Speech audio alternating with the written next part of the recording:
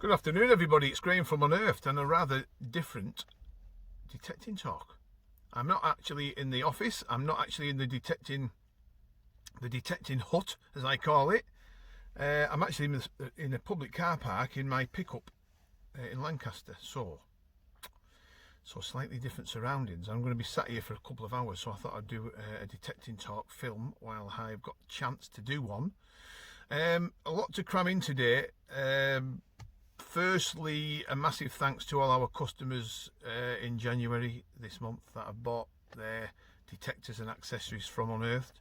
Heartwarming to see so many people still shopping with us. It's just amazing, absolutely amazing to think that we're still here doing our very best to keep everything going in this second lockdown. I know it's extremely difficult for everybody, so it's heartwarming to see so many customers here at Unearthed. It's just amazing. And what we're going to do from every month from now on, we're going to do a competition for all our customers. So if you're a customer in January, for example, you get put into a pot, and if your name gets drawn out, you win. And we're going to do it the same for February and March and April. So if you bought something in February, for example, and you know it doesn't matter what it is, you get put into a draw for March, and if your name gets drawn out, you win a fantastic free prize. And it's going to be the same continuously each month. So there's going to be 12 competitions for customers to enter. We'll put everybody's name into a hat that I've bought from us, and I hope you're successful in winning. Somebody out there's got to win it. The reason why I'm looking around is, you might wonder, I'm not being ignorant, is a gentleman's just opened his car door on my door here and put a rather tasty looking dint in it. Now if he wasn't an elderly gentleman, I would have probably given him both barrels, but because we live in these uncertain times and we're here all crammed in like sardines, it wasn't his fault. It was an accident. He rather shook the vehicle quite a bit, so he gave us a bit of a shake, and he's put a big dint in the car. I mean, good God, he has parked like right next to me, but anyway, what can you do? With everything else that's going on, it's the least of my worries, I think. Right, let's get down to some sort of normality with this film rather than people dinting my car. I've been having a bit of a think, which is a dangerous thing. A rather dangerous thing, I think. But I've been having a think about this lockdown and the situation we're detecting. Now, we all know, that detecting is quite an isolated hobby, pastime. So if you're out detecting in the field, the chances of coming across anybody is going to be rather remote. However, because of the situation, detecting in England has been put on hold. I'm not going to get into the laws or the argument around is it law, isn't it law. It is what it is. We've got to adhere to the rules, whether we agree to them or not. It's a difficult choice to do. But the situation with the fishing was slightly different, wasn't it, if you remember? So the fishermen acted, or the angling group, the Angling Trust, I think it was, they acted very quickly in lobbying the government or the Department of Culture and Sport to put their case over, to say, listen, fishing is an isolated hobby, you're not going to come across anybody, there's no real threat of spreading the COVID virus. And it's a pastime that helps people with their mental health and well-being, which is good. And they pretty quickly got that lifted. Now, the angling group, or the Angling Trust, is a rather large organisation that has people working for them full time. And obviously each year the fishermen or the anglers have to pay that subscription fee to get their services, and it's about 29 quid, I think, 30 quid. Somebody will pull me up for it and say, no, it wasn't, it was 50 quid. But I'm pretty sure in my mind it was about 29 quid. Might be wrong, but that's what I'm going to stick to. So we'll use that as an example, 29 quid. I think there's room, or there's an argument, or there is certainly room for discussion around detecting with the NCMD. Now, the National Council of Metal Detecting, a voluntary organisation, who the individuals that work within the organisation, if that's the right word, are rather dedicated people. There's a lot of good people, but they do it voluntary.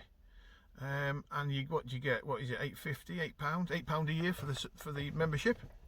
Now, it's been £8 a year for donkey's years. You know, it's rather cheap for what you get. £8.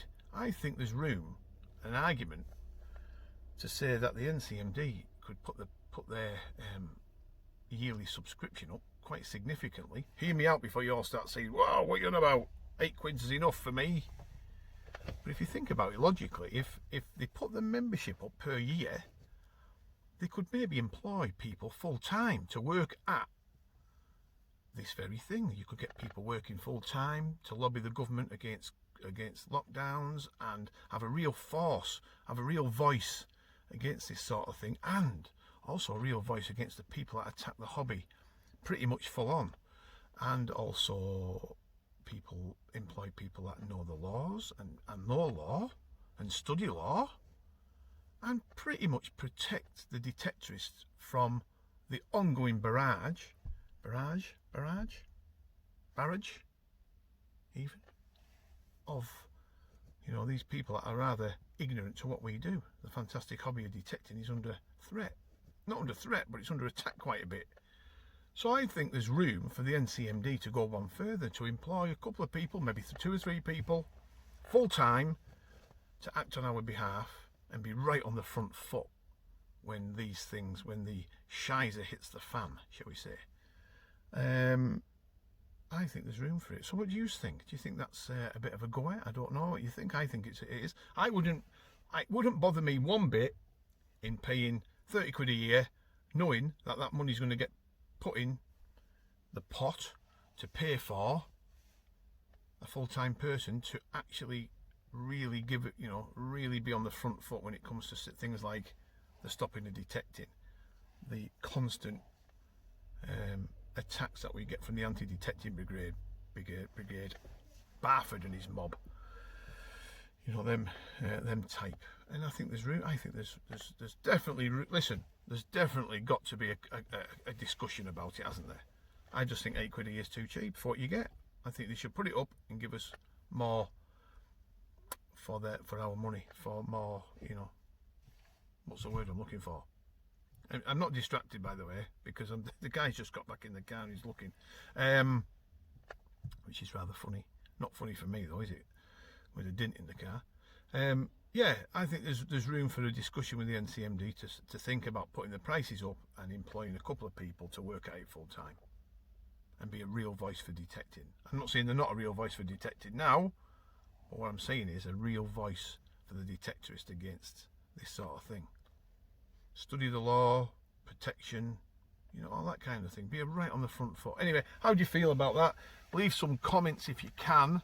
I'd be interested to see people's opinions about it, because everybody's opinions are different. Some people might say, hang on a minute, I don't want to pay an extra £20 a year.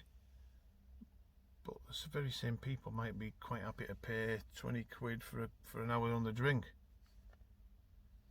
It's all about protecting the hobby. I'm really keen on protecting the hobby and continuing to protect the hobby. So there's got to be a change in so much as how we go about lobbying government organisations about the good work that detectorists do, and say, listen, you know, what's going on? We need the voice to be heard at a higher level. I think that's what I'm trying to say. You guys know what I'm trying to say. Now, I don't want people to roll their eyes and raise an eyebrow or two. This isn't an attack on anybody, and I'm, you know, the NCMD and me have got a good partnership going on. I really rate some of the individuals within the organisation. I think there's a lot of really good people that do a sterling job. Don't get paid for it. It's a voluntary role. They do an amazing job actually, and they get a lot of flack. You know, when the lockdown came, they were talking about getting it lifted, and then people were saying, well, hang on a minute, we don't want it lifted. We want to stop people going out detecting while the lockdown's on.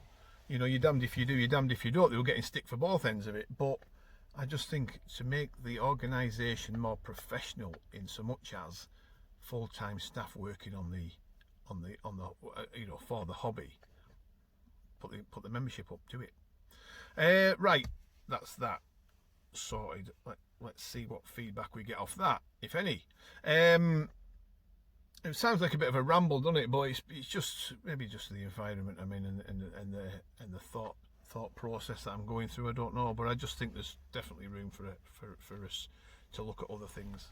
Got to, absolutely got to. The shooters, for example, I think they pay 90 quid a year, the shooting guys, clay pigeon, whatever, rough shooting, whatever it is, shotgun guys, and they get full legal protection against anybody that comes and attacks them. So I think we should have the same for detectorists.